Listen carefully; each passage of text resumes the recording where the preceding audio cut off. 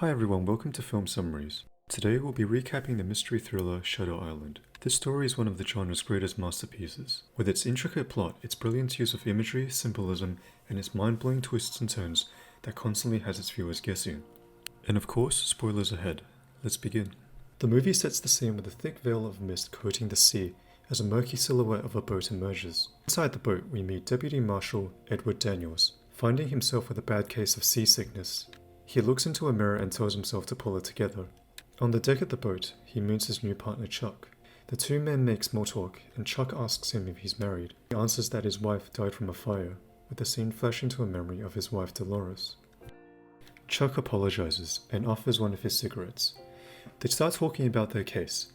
Their destination is a remote island that houses criminally insane patients. The island looms from the horizon in an ominous way. The captain of the ship tells Teddy and Chuck that the harbor ahead is the only way in or out of the island. The boat docks and the two officers meet Deputy Warden McPherson, who welcomes them, but are met with intense glares from the guards. Teddy comments that his guards seem a little on edge, with the warden replying, "Right now, Marshal, we all are." The two travel with the warden into the main facility, taking note that the whole institute resembles something of a prison camp. The warden explains that due to protocol, the officers will be required to surrender their firearms. Teddy protests that federal appointed marshals must carry firearms at all times, but the warden replies that executive order also states that when inside a mental facility, the officers of that institution have final authority, leaving the officers no choice but to give up their guns. After entering, the warden gives the officers a brief tour of the facility, especially pointing out the infamous Ward C, where the most dangerous patients are kept. During the tour, the officers notice something strange about the behaviors of the patients, in particular a lady with bloodshot eyes that make an eerie gesture as if to keep quiet. The officers meet Dr. Corley, who introduces himself and the work they do. According to the doctor, the institute currently houses 66 patients, and that the place was built to cure them, but if unsuccessful, provide a calm and comfortable life to them at the very least. Teddy points out that all the patients here are murderers, and questions whether they deserve comfort, and the doctor gives him a concerned look. The doctor explains that the case revolves around an escaped patient, Rachel Solando, who reportedly drowned all three of her children, set them around the kitchen table, and then insisted that her children weren't dead. Upon seeing Rachel's photos, Teddy has a sharp flashback of a young woman and her daughter frozen to death by some train tracks. The officers are taken to Rachel's room, and upon search, Chuck takes note that the patient's shoes are still present, so she can't have gone far. Teddy finds a hidden note underneath the floorboards of her bed. The doctor notes that this is definitely Rachel's handwriting, and that although she was delusional, she was intelligent. Joining the warden's search outside, Teddy spots some caves and asks if they have checked there, but the warden quickly dismisses the idea, saying that it's impossible to get to. As Teddy questions the staff, they know that during the night of the escape, Rachel had therapy with her primary care psychiatrist, Dr. Sheehan, who is now on vacation and could not be reached due to the raging storm. That evening, Corley invites Teddy and Chuck into his office for a drink. Upon hearing a vinyl record that is playing, Teddy is struck by visions of prisoners in the snow. Teddy notes that this was a piece by Mahler. An old man beside the fireplace praises Teddy's answer, and Corley introduces him as his colleague, Dr. Neri. Something about Nering's accent starts flooding Teddy's mind with images, so Nering assumes that the two have both served in the war. Teddy recalls a scene where he was standing over a dying German soldier in an office with the same Mahler piece playing. The man desperately reaches for his gun, begging for mercy, but Teddy cruelly denies him, leaving him to die a slow and painful death. Teddy then demands for Dr. Sheehan and the rest of the staff's files. When Dr. Nering refuses to give the files, Teddy furiously bangs on the table, and Corley explains that he had already requested this to the board, but they had refused. Teddy then angrily states that this investigation is over. During the night, Teddy dreams about his wife in their flowery green apartment, asking him if he's been drinking. Her expression suddenly changes and tells him that he can't leave. As she slowly dissolves into ashes, she also says to him that she is here, and so is he. And when Teddy asks who, she tells him Andrew Latus, and he can't leave until he finds them. Her body crumbles with the apartment, but strangely she leaves a trail of water. The next morning, Teddy demands that he questions some of the patients in the same group session as Rachel. During the interview, Mrs. Keynes uncomfortably shifts her eyes between Teddy and Chuck. Mrs. Keynes then asks for a glass of water, and Chuck offers to get it. With his back turned, Mrs. Keynes grabs Teddy's notebook and scribbles something on it. Lastly, Teddy asks her who Andrew Lattice is, and she chokes up saying that she's never heard of him. Later, Teddy notes that Mrs. Keynes was coached into her responses. Confirming Teddy's suspicions that Corley is hiding something, Chuck asks Teddy who Lattice is, and Teddy tells him he was the maintenance man from the building they lived in, and was the one that lit the match that would ultimately cause the fire to the building. He revealed that he requested to be in the investigation in order to confront Lattice. Later that day, the officers search the island, and Teddy reveals what Mrs. Keynes scribbled in his notebook. Run. Suddenly, the storm rages even stronger, forcing the officers into the nearest Molosseum for shelter. There, Teddy recounts his experiences in the war. After the surrender of the German soldiers, the Allied soldiers saw the bodies of the women and children frozen in snow. Enraged, his troops lined up the German soldiers and shot them all.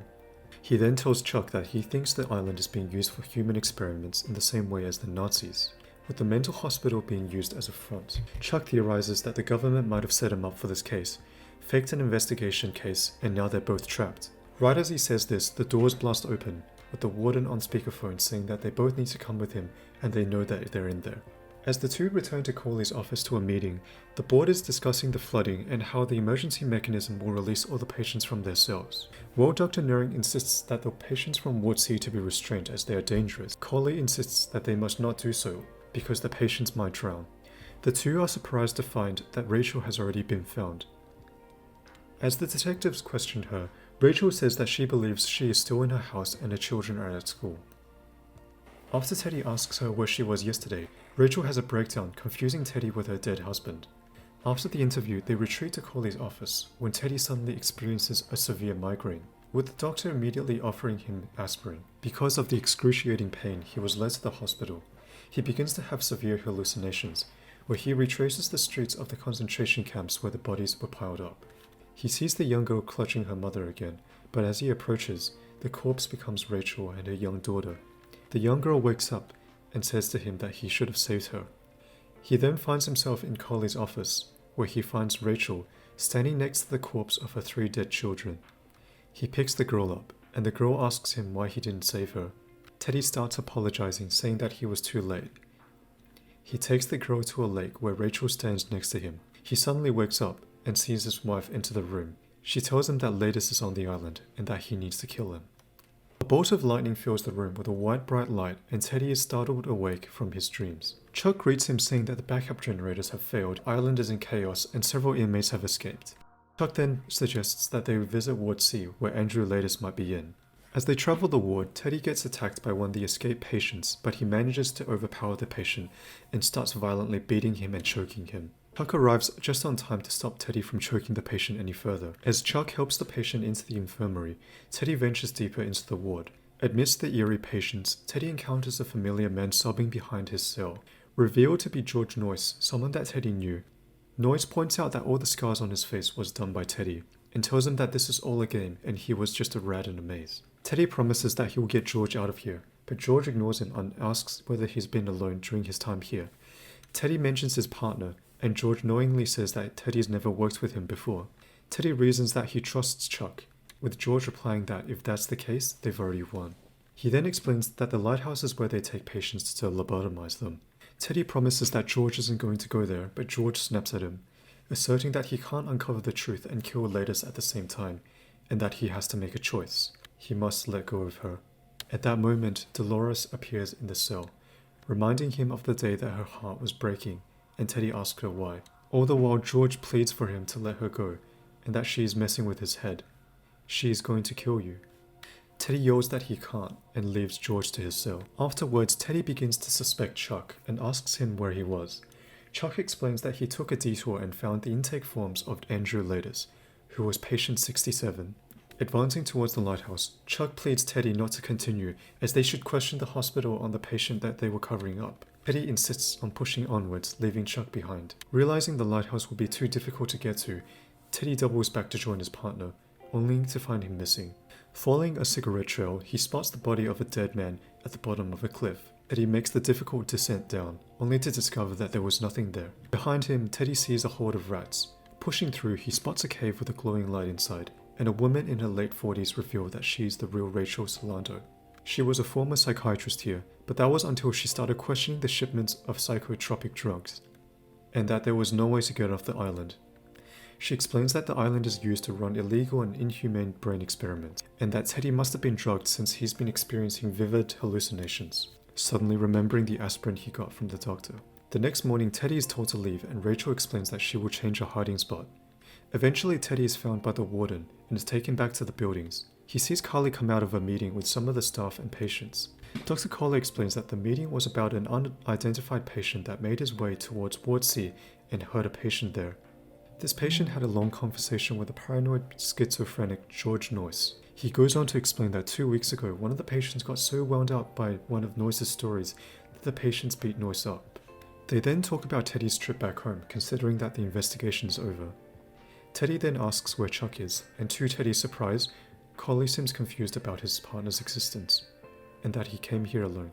Teddy attempts to sneak out of the building when he runs into Dr. Nering. He sees the doctor going for a needle in his pocket, so he wrestles him and uses the needle on him instead. Teddy runs to light a car on fire to create a distraction, and Dolores appears, telling him to go to the ferry. But Teddy insists that he must save his partner, who's being held at the lighthouse. As the car explodes, he sees Dolores holding hands with a little girl. She's pale and seemingly drenched in water. As the guards are distracted, Teddy swims his way across to the lighthouse. Upon reaching shore, he knocks out a scared-looking lifeguard, takes his gun and walks up a spiral staircase, clearing each room one by one to find them empty. Upon reaching the top floor, he finds Dr. Coley sitting calmly in his chair.